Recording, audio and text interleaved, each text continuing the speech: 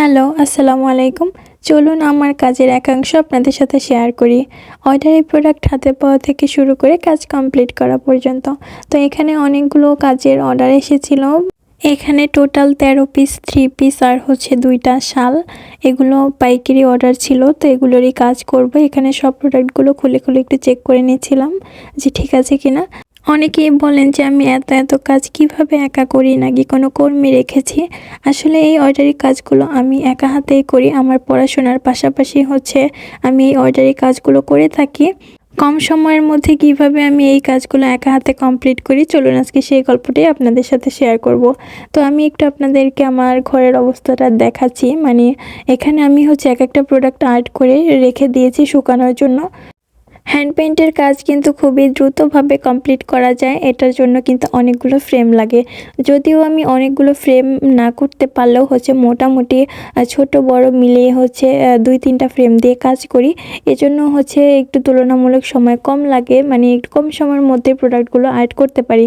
তো এখানে দেখতে পাচ্ছেন এটা হচ্ছে আমার রুমের অবস্থা। মানে কোনো জায়গায় বাদ রাখি নাই আর কি। সব জায়গায় দেখতে পাবেন আমার হ্যান্ড পেইন্টের প্রোডাক্টগুলো। তো এখানে ছিল জামার হাতা এবং সালোয়ারের মানে যে ডিজাইনগুলো করেছি ওইগুলো। এখানে এই প্রোডাক্টগুলো হচ্ছে কিছুটা কমপ্লিট করা, এই জন্য এখানে সুন্দর করে আয়রন করে ভাঁজ করে রেখে দিয়েছি। 2-3টা বা 4-5টা ফ্রেম থাকলে দেখা যায় যে এই কাজগুলো খুবই দ্রুত হয়ে যায়। কারণ হচ্ছে মানে একটা প্রোডাক্ট আর্ট করে আপনার বসে থাকা লাগতেছে না। হ্যাঁ, আরেকটা ফ্রেমে হচ্ছে আপনি কাপড় সেট করে কাজ করতে পারবেন।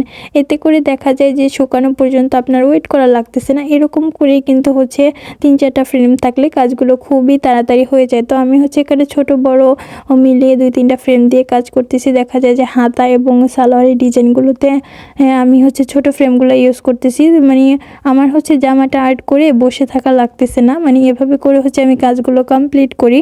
জামা এবং ওড়না ডিজাইনগুলো যেহেতু বেশি হয়ে থাকে, এজন্য হচ্ছে এগুলো ছোট ফ্রেমে করা যায় না। যার কারণে আমি জামার কাজটা করে তারপর হচ্ছে আসি হাতা এবং সালোয়ারের ডিজাইন করতে। দেখা যায় যেগুলো ডিজাইন করতে করতে জামার ডিজাইনটা একটু মোটামুটি শুকিয়ে আসে। এরপর হচ্ছে জামাটা আমি ফ্রেম থেকে তুলে ওইটাকে রশিতে রেখে দিই শুকানোর জন্য। এরপর হচ্ছে ওড়নাটা সেট করি। এভাবে করেই হচ্ছে কাজগুলো কমপ্লিট করি। দেখা যায় যে আমার শুকানো পর্যন্ত ওয়েট করা লাগে না।